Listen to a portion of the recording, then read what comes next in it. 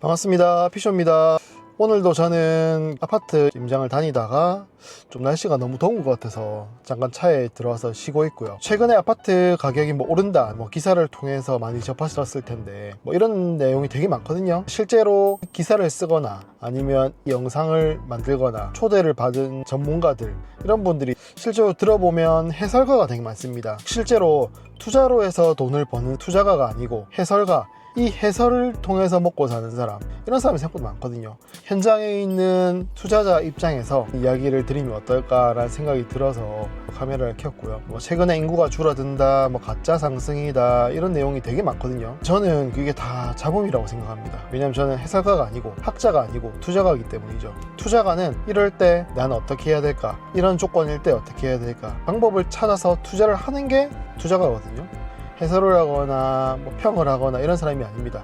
왜냐하면 난 실제로 내 돈이 들어가고 이걸로 수익을 발생시켜야 되는 입장이기 때문이죠. 그런 측면에서 오늘 피쇼의 꿀팁을 말씀을 드리면, 인구가 줄어든다, 가격이 떨어진다, 아니면 인구가 줄어들어서 중소도시는 가격이 떨어진다, 이런 이야기를 하는데, 실제 투자자 입장에서 말씀을 드리면 안 맞는 이야기다라고 생각이 들더라고요. 왜냐라고 하면 상주라든지 아니면 전주라든지 이런 데를 보십시오. 그 해설가 분들이 하시는 인구가 줄어든다 이런 이야기들처럼 과거 20년 전부터, 과거의 수년 전부터 인구가 계속 줄어왔거든요. 근데 가격은 올라가고 있습니다. 특이하죠? 인구가 줄어들면 가격이 떨어져야 되는데 왜 그럴까? 첫 번째 가구 수 증가가 있겠죠. 우리 세대 분화가 되다 보니까 옛날에는 5인 가구가 한 가족이었다, 4인 가구가 한 가족이었다고 하고 요즘엔 1, 2인 가구가 비중이 높아지고 있습니다. 이런 이유도 있겠지만 제 생각에는 공급의 영역의 문제가 아닐까라고 생각을 하거든요. 우리나라 아파트 시장은 누가 짓습니까? 아파트는 건설사가 짓거든요. 국가에서 아파트를 지어서 공급하는 게 아닙니다.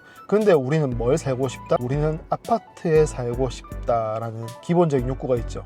특히 최근에는 아이들이 아파트에서 태어나서 아파트에서 자랐습니다. 아파트 퀴즈예요. 내가 당연히 커서 어떤 생각을 한다? 나는 당연히 아파트에 살 거야 라는 걸 디폴트 값으로 깔고 있습니다.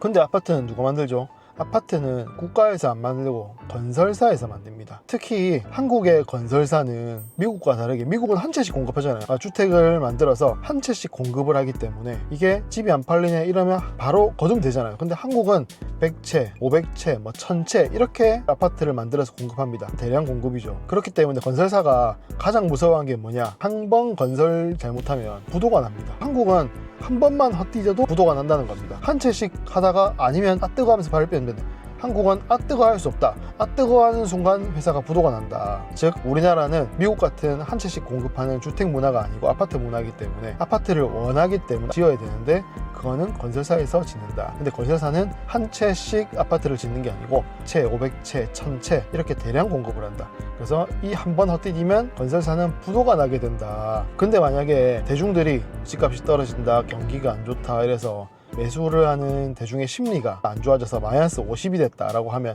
건설사는 어떻게 반응할까요? 건설사는 마이너스 50이 아니고 마이너스 100, 마이너스 200만큼 공급을 줄입니다. 왜? 부도가 나면 안 되니까, 살아남아야 되니까. 그래서 결국은 대중의 심리보다 훨씬 더 강도가 높게 줄이거든요.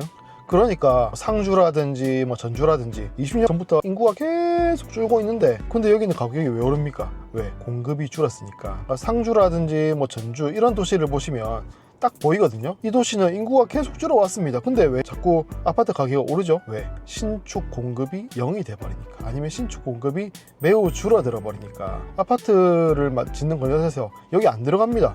그러면 뭐가 신축이다? 10년 전에 지은 게 5년 전에 지은 게 그게 가장 새 아파트고 좋은 아파트죠. 근데 이 도시에서 돈을 벌어서 자산을 축적을 하는 사람도 있습니다. 그러면 난 어디 살고 싶다? 여기서 제일 좋은 아파트에 살고 싶다.